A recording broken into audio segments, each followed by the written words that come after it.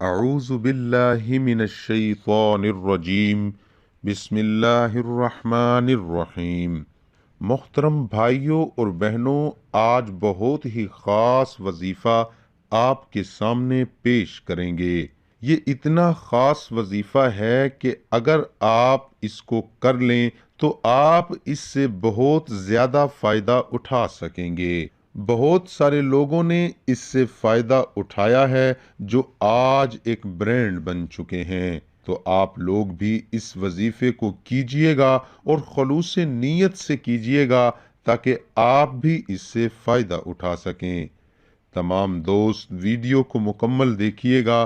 محترم بھائیوں، جنید جمشید سے پوچھا گیا، جب آپ گانا چھوڑ رہے تھے تو اس وقت آپ کے پاس پیسے نہیں تھے، تو آپ کیسے دوبارہ اپنے پیروں پہ کھڑے ہوئے اور آپ نے اللہ سے کیا مانگا تھا، اور اللہ تعالیٰ نے آپ کو کیسے سیدھے راہ پہ لایا، اور پھر سے آپ اٹھ کے کامیاب ہوئے اور آپ نے ایک بہت بڑا برانڈ جو ہے وہ لانچ کیا۔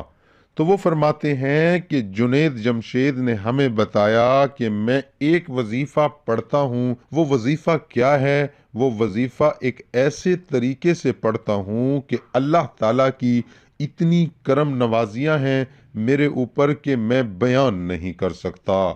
یہ جنید جمشید کے الفاظ ہیں۔ جنید جمشید نے ہمیں یہ بتایا کہ اللہ تعالیٰ کی اتنی کرم نوازیاں ہیں کہ میں نے گانا چھوڑ دیا، اس کے بعد میرے پاس 1 روپیہ بھی نہیں تھا، اور اللہ تعالیٰ نے میرا وسیلہ ایسے بنایا اور اس وظیفے کی طاقت سے میرا وسیلہ بنایا۔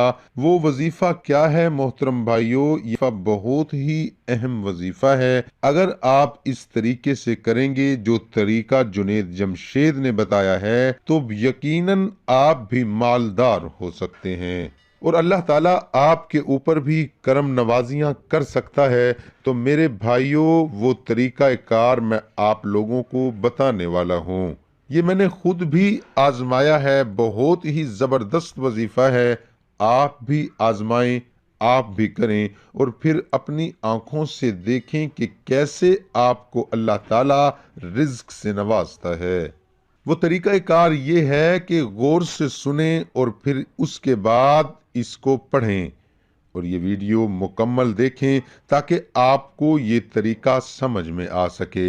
وہ طریقہ یہ ہے کہ جب بھی آپ تنخواہ دار ہیں، آپ سیلری لے رہے ہیں یا آپ سیلری نہیں بھی لے رہے، کہیں سے آپ کو پیسے ہیں، حلال پیسے آپ کو مل رہے ہیں، سب سے پہلی بات تو آپ نے اللہ سے ایک وعدہ کرنا ہے۔ وہ وعدہ یہ ہے کہ آپ نے کچھ پیسے زکوٰۃ نکالنی ہے، صدقہ نکالنا ہے، اور وہ پیسے حرام کے نہ ہوں، وہ حلال کے پیسے ہوں۔ نمبر 1، وہ صدقہ کہاں دینا ہے؟ آپ نے اس صدقے کو کسی یتیم کو دینا ہے۔ اللہ تعالیٰ قرآن میں فرماتا ہے کہ آپ یتیموں پہ شفقت کرو، ان کی مدد کرو، میں آپ کی مدد کروں گا۔ تو سب سے پہلی بات تو یہ ہے۔ دوسری بات، کچھ الفاظ ہیں جو آپ نے سجدے میں، جیسے آپ نے نماز پڑھی تو آپ سجدے میں جا کے اس کا آپ نے ورد کرنا ہے۔ کتنی مرتبہ ورد کرنا ہے یہ بھی ہم آپ کو بتائیں گے۔ وظیفہ نوٹ فرما لیں، ان اللہ علی کل شیء قدیر۔ اس وظیفے کو آپ نے اس طرح سے پڑھنا ہے کہ جب آپ سجدے میں جائیں، یعنی کہ آپ نے فرض نماز پڑھ لی، کوئی بھی نماز پڑھ لی، نفل پڑھ لیے، آپ نے سنت پڑھ لی، فرض پڑھ لی، کوئی بھی وقت ہو، آپ کسی بھی وقت پڑھ سکتے ہیں، کوئی پابندی نہیں ہے۔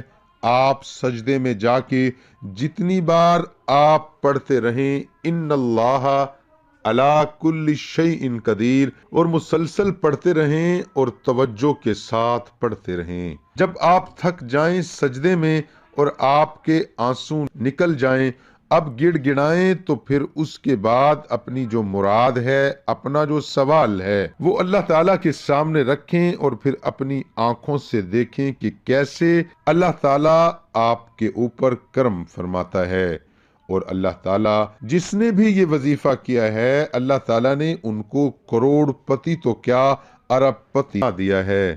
جنید جمشید کی مثال دیکھ لیں، سعید انور کی مثال دیکھ لیں، یہ مثالیں ہیں ہمارے سامنے، بہت بڑی مثالیں ہیں۔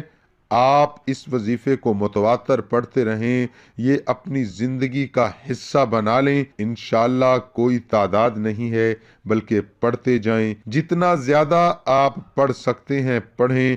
جب یہ آپ پڑھیں گے اور اللہ تعالیٰ سے سوال کریں گے، گڑ گڑائیں گے تو اللہ تعالیٰ ضرور کرم نوازی فرمائیں گے۔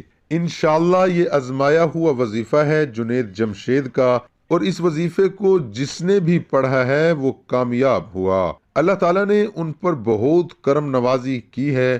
لوگوں کے گھر نہیں تھے، لوگوں کے پاس پیسے ہی نہیں تھے، لوگوں کے اوپر قرضے تھے۔ جب سے انہوں نے یہ وظیفہ آزمایا، اللہ تعالیٰ نے مہینوں، سالوں کے اندر، ہفتوں کے اندر ان کی قسمت بدل کے رکھ دی۔ آپ بھی آزمائیں اور آپ کوشش کریں کہ 5 وقت نماز پڑھا کریں اور ساتھ ساتھ یہ وظیفہ کریں، اور انشاءاللہ اس میں ایسی تاثیر آپ کو ملے گی کہ آپ زندگی بھر اس کو نہیں چھوڑیں گے۔ اور اپنے گناہوں سے توبہ کریں، حلال کمائی کا انتظام ضرور کریں، اور یہ دیکھیں کہ کہیں آپ حرام تو نہیں کھا رہے، کیونکہ اگر آپ حرام کھاتے ہیں تو پھر اعمال پہ بہت زیادہ اثر ہوتا ہے، اور پھر اعمال آپ کے قبول نہیں ہوتے۔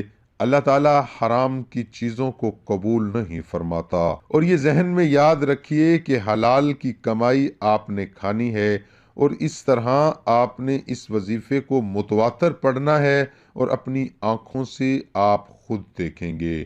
تو محترم بھائیوں اور دوستو، اس میں مین چیز یہ ہے کہ آپ نے نماز پڑھنی، نماز شرط ہے، نماز کو آپ نے لازمی پڑھنا ہے۔ نماز کے بغیر یہ وظیفہ ادھورا رہ جائے گا۔ حلال کمانا ہے، حلال کھانا ہے، اپنے بچوں کو حرام سے بچانا ہے اور ان کو حلال کھلانا ہے، اور نماز قائم کرنی ہے۔ بے شک نماز انسان کو تمام برائیوں اور بے شرمیوں سے روکتی ہے، اور نماز گناہوں کی مغفرت کا ذریعہ ہے۔ نماز شیطان کا منہ کالا کرتی ہے اور بے حیائی اور برائی سے روکتی ہے۔ تمام دوستوں سے گزارش ہے کہ نماز قائم کریں، اور جو وظیفہ